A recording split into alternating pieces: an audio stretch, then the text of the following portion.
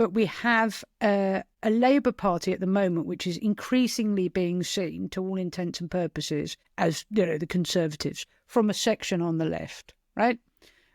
Because it has to grapple with all the kind of same complexities and trade-offs and least worst options that all governments, centrist governments, have to grapple with. And the trouble with a kind of centrist government is you don't tend to please anybody. And as you get a much more polarised society. So I thought about, you know, what would happen? Now, bear in mind, you've got, you know, 4 now reform voters. So it is capable, in this very volatile mix of a political establishment we have now, even with first past the post, to get, you know, these ingenue fledgling parties into Parliament. We've got Gaza MPs, effectively, who crystallised around the issue of Gaza and also got into Parliament last year. We forget a lot about them, but they are there, and they are there in the same numbers, I think, slightly more now than Reform. What would happen if you got a very charismatic figure from the left, a sort of Mick Lynch, for argument's sake, who created a kind of socialist party for Parliament and stood on a truly left-wing platform and said, you know, the difference between the Conservatives and Labour is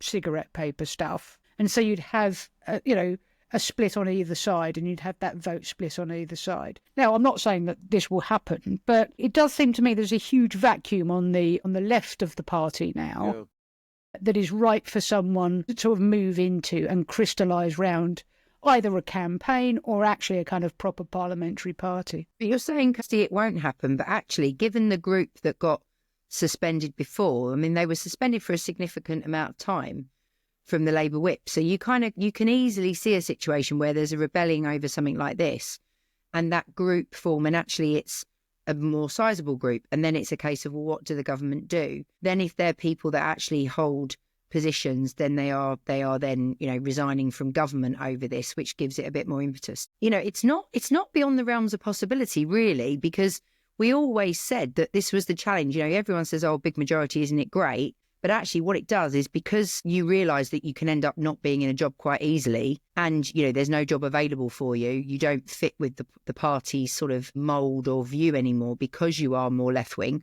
then the sort of desire or the attraction of joining with people that are more like-minded, and therefore a group that you feel you can speak out on issues, it's potentially becomes significantly compelling.